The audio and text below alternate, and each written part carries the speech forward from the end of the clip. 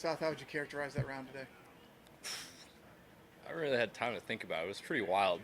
I started off playing really well, really solid. Just missed a few makeable putts, but felt felt like my game was good. And then I started hit some. I got a few to go in there at the start of the back nine, and then I hit some wild drives. I mean, way right. So I was really happy to escape with a couple pars. It just felt like a grind those last 5, 6 holes there. But You, obviously, really happy with how I ground that out.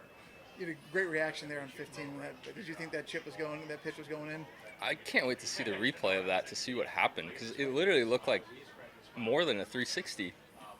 I didn't have the greatest vantage point, but it was literally going right at the stick. I'm like, okay, that's in with good speed. But yeah, I can't believe that lip out. That was like I think people saw that lip out Spieth at the Ryder Cup. It might have been worse. Yeah. Max Homa was saying in Napa that winning requires a little bit of luck, just kind of being in the right place at the right time. In your experience in collegiately and in junior golf and Yeah. whatnot, what have you experienced with winning? Like, Oh, do you typically win from the front, or do you? I mean, how have you won in the past? I 100% agree with Max that certain things have to go your way for the week for you to be able to win.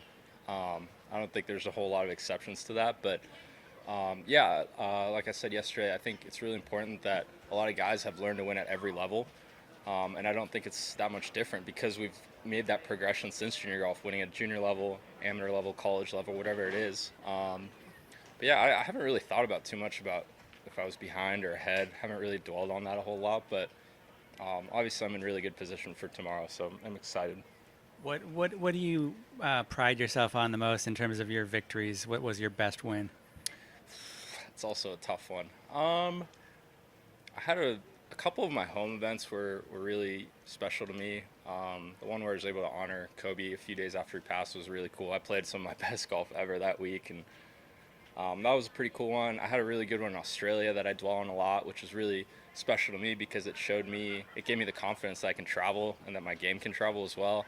I played really well over there. I had 4 or 5 shot victory in really tough conditions, so that was a really cool one to have under my belt. And that was maybe 4 months before I graduated, and that was my first like international victory ever. So that was a big one too. And is there just like you seem very comfortable out there? Are there any nerves or no?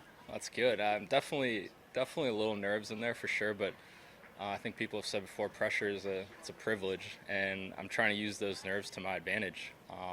I'm just having a good time with Carl out there, and regardless of the golf, that's what it boils down to. Golf's a game, and trying to enjoy it as much as I can.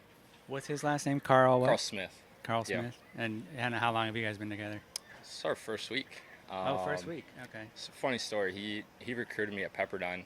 He was the assistant coach at Pepperdine, recruited me, watched so many of my events, and him and Michael Beard, the head coach there, were two of the biggest reasons why I wanted to go to Pepperdine. And he actually ended up leaving to caddy right before I got there, so it kind of worked full circle that he actually caddied for me in the Corn Ferry Finals, those 2 final events, and got me to the tour. So it was pretty cool how that worked out. So he knows your game better than most, or He watched a lot of my game when I was younger. It's obviously changed a little bit from then, but there's still some similarities for sure. All right. Thanks.